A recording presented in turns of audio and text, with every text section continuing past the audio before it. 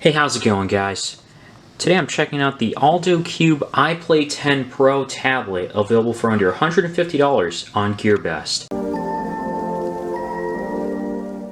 Now this is a really simple package. There's not much around except seals, and then it tells you a little bit on the side here. It has a 6600 milliamp hour battery.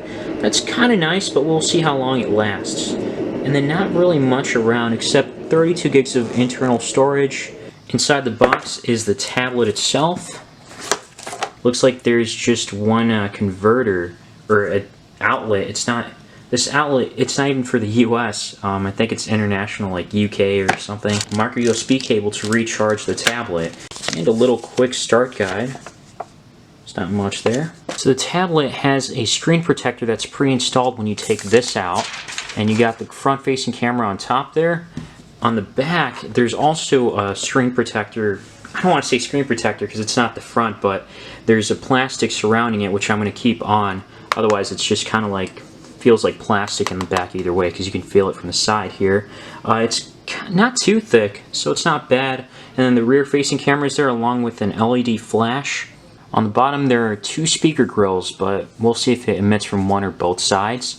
And then on top, you have the micro USB port, DC port, I believe that's a recharge, 3.5mm headphone jack, and you can actually open this back because there is a micro SD card slot that's expandable back there. On the side you have the power button, volume keys, and I believe that might be a microphone or reset button. It has a 1920 by 1200 display. It's an IPS display. It's not laminated. Overall it looks decent. The only downside is that it doesn't get too bright. I have this at the highest brightness, and I'm trying to block out my thing here.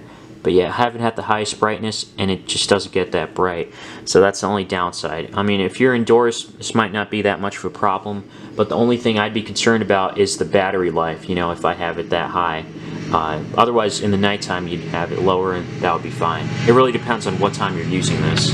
I went ahead and installed some stuff, but before I did that, I took a screenshot of how much space was there before I installed anything. So just right out of the box, there's only going to be about 20% of the device's storage is going to be used, but when you update things, it's going to be more like 7.38.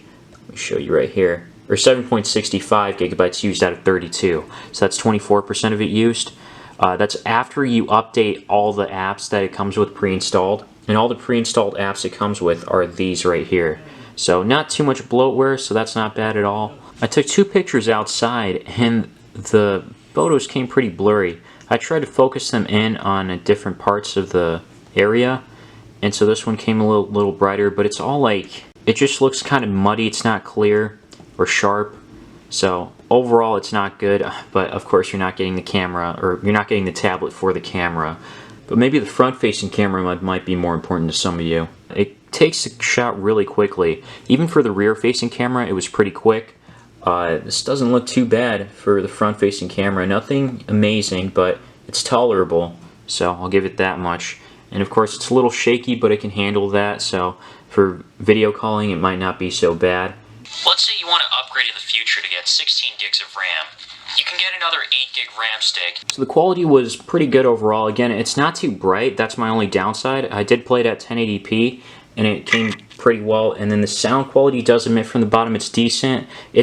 It's tinny, of course, nothing crazy to be expected, but at least it's not in the back, I guess, so you can put your hands down if you wanted as you're listening to it.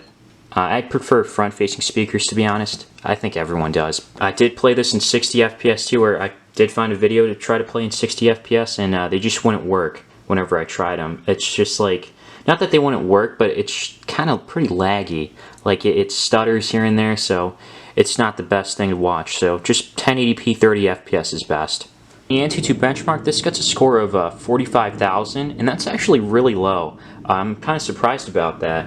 If we look at the stats here a little bit, it seems like it got a low score with the memory, which is RAM. Yeah, kind of disappointing, but you know, doesn't really account for everything. We'll check out a few performances here and there.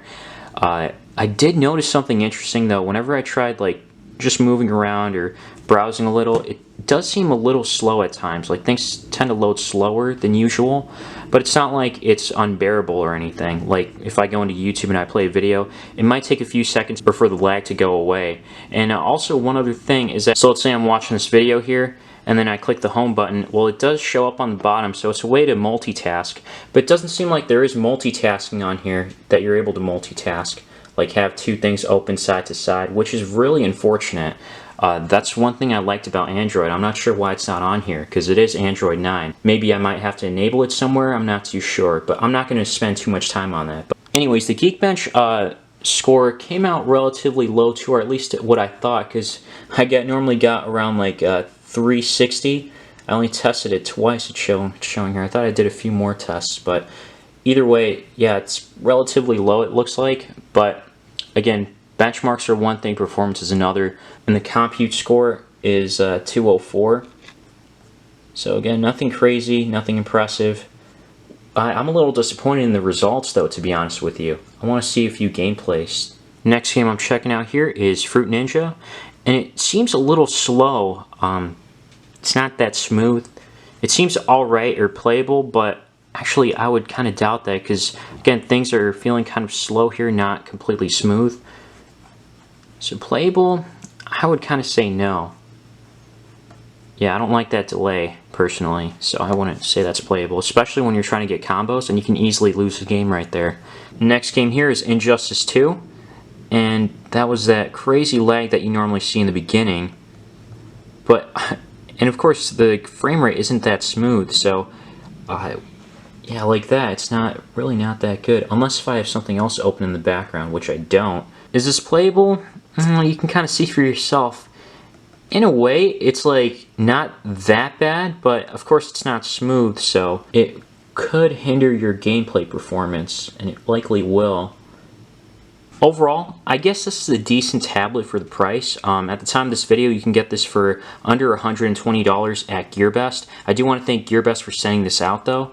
I was kind of disappointed in some areas how it's not completely smooth when you're just like navigating around or browsing the web or whatever it is. But for the price, I guess it's not bad. It's kind of like a step up to the Benive 10-inch tablet that I said is like the best tablet under $100 or for $100 in 2018, because this one has 3 gigs of RAM. Unfortunately, I wasn't able to really take advantage of that. The other thing I wasn't able to kind of see or get a good look at or feel of is the battery life, but so far it looks like we still have 35% of battery left. It's kind of hard to see on the video or the camera. Oh, and by the way, this has a ARM Mali T720 MTK8163 quad-core processor. The first one was the GPU, the ARM Mali T720. So again, not crazy specs here, and the performance isn't too well optimized compared to what I've seen in the past. But I am going to take a guess here in saying that either the CPU or GPU is taking more power to process a 1920 by 1200 display versus the other ones I tested out had like lower resolutions. But what do you guys think? Let me know in the comments down below. Leave a like if you found this video helpful, and subscribe if you want to see more. As always, thanks for watching.